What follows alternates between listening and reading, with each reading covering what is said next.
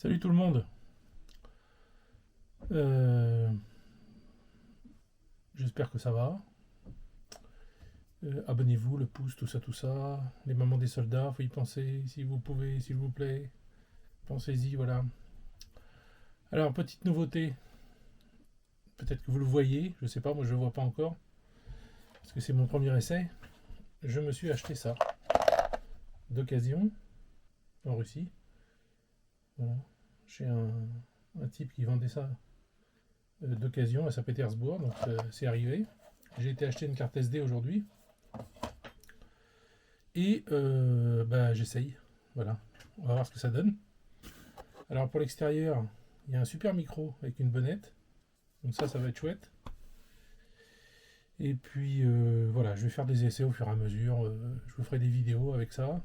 Et puis voir un petit peu comment fonctionne cette bête. Parce que c'est sympa comme tout. Vous avez le haut là qui suit mon visage. Si je le fais, mais là je peux pas le faire. Ah, attendez. Si, peut-être là, non? Non, il me suit pas là. Attendez. C'est des réglages, hein. Vous comprenez bien. Ah, ça y est. Alors, si je bouge, voilà, il me suit tout seul. Voilà, c'est trop sympa. Bon, voilà, j'espère que l'image est bonne, le son est bon. Et c'est rigolo de voir cette caméra, cette optique là qui me suit partout. Ah non, voilà, c'est pas bon là. Ah, elle m'a perdu.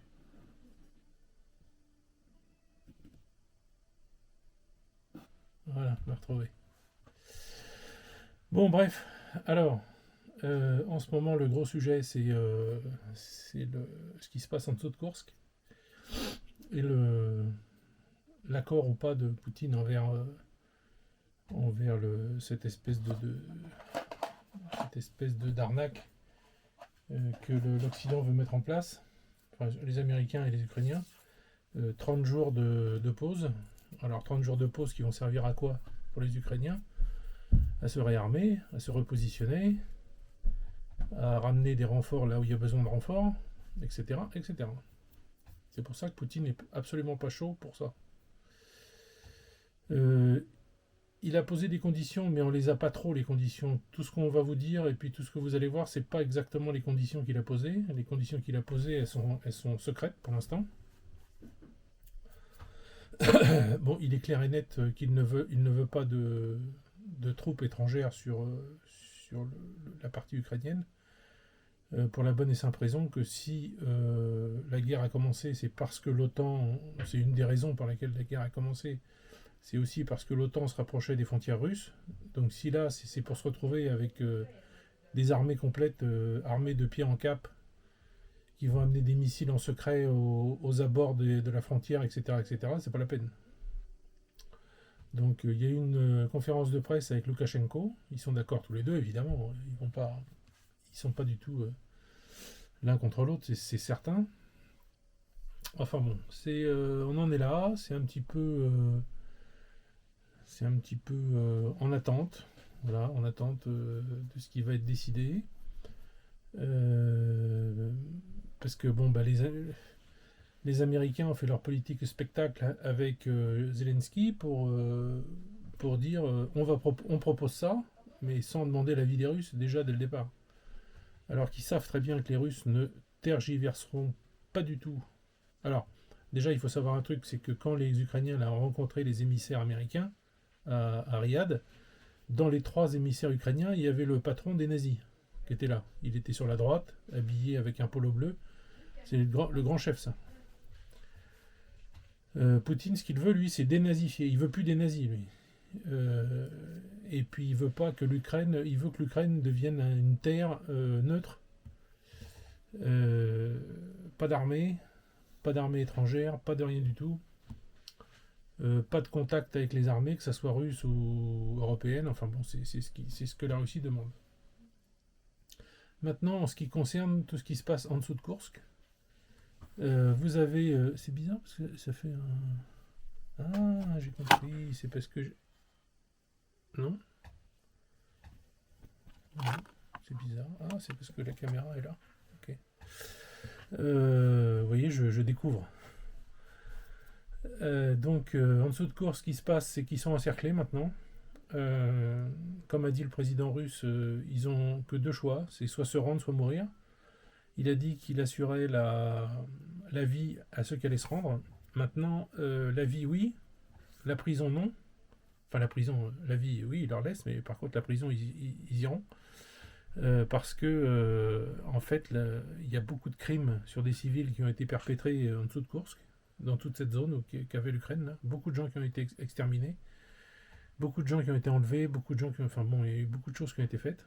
Donc il n'est pas question que le président russe laisse passer ça. Donc ils vont rester vivants, mais ils iront certainement tous devant des tribunaux, en prison, etc. etc. Une petite nouvelle, parce que ça personne ne vous le dira non plus, ni les médias, ni personne ne vous le dira. Par chez moi ici, là, il y a un jeune qui était parti au SVO et qui avait disparu depuis 6 mois. Et ils ont appris, les parents ont appris qu'il était prisonnier de guerre. Les parents se sont débrouillés tout seuls. Ils ont réuni 3, 4, 5 millions de roubles, je ne sais pas combien, qu'ils ont envoyés à qui détenait leur fils. Et il a été libéré. Bon, moi déjà, je trouve... Enfin, en général, ils demandent 5 millions de roubles, et puis les gens envoient, et puis personne n'est libéré. Parce qu'il y a aucun moyen de vérifier. Bon, là, il a été libéré. Donc il est rentré. Il est resté une semaine dans sa famille, et le Voïnkomat, c'est-à-dire l'armée dans chaque coin de Russie, ceux qui vous recrutent pour le service militaire, vous devez faire vos papiers militaires, etc., etc., ils sont revenus chercher pour le ramener au front. Alors, ils étaient un peu dégoûtés parce que personne ne les a aidés pour réunir cette somme. Mais je comprends qu'ils soient dégoûtés, je comprends tout ce qu'ils disent. Mais dans l'absolu, si on prend de la hauteur et qu'on regarde la situation, ils ont donné cette somme sans parler à l'armée. Ils ont fait ça dans leur coin. Donc voilà, c'était un peu... que l'armée ou l'État russe ne les aide pas, c'est un petit peu normal puisqu'ils ont fait des choses sans en parler à personne. Et ils ont donné 5 millions de roubles. Bon, voilà, très bien, vous avez fait ça, vous avez récupéré votre fils. Maintenant, il a un contrat, il faut qu'il aille respecter son contrat. Voilà, c'est comme ça. Donc, quelque part, c'est normal. Maintenant, une nouvelle de mon neveu, qui n'est pas très bonne, mais bon, je pense que ça va aller. Il est passé devant la commission médicale, il pensait rentrer chez lui, quoi, et en fait, ce qu'ils lui ont dit, c'est qu'il avait 45 jours de permission et qu'à l'issue des 45 jours, il retournait sur le front.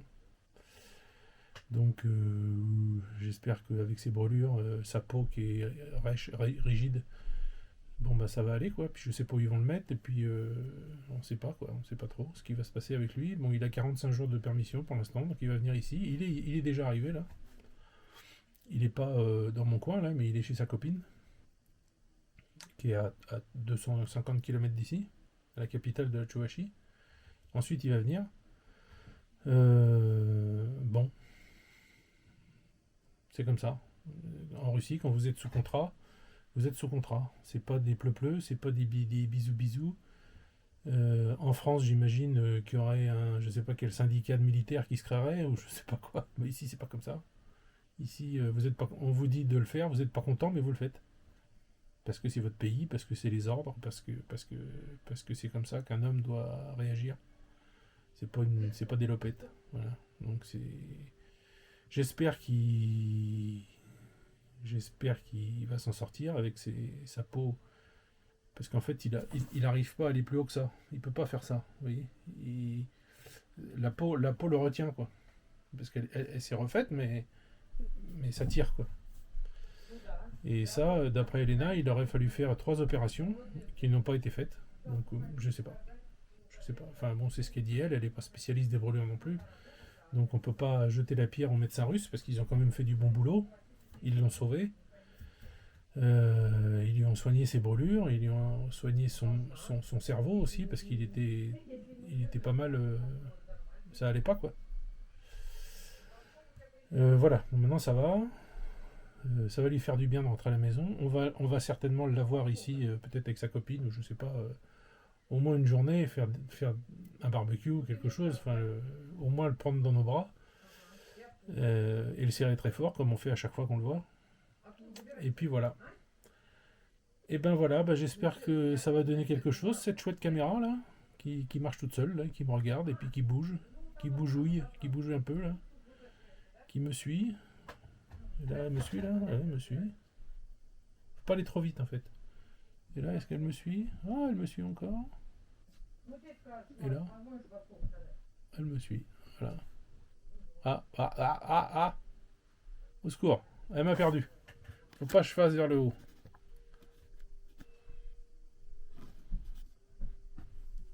Voilà, elle m'a retrouvé. Allez, je vous laisse, je télécharge ça et on regarde ce que ça donne. Je suis plus dans le cadre là. Bon bref, c'est pas grave. Allez, bye.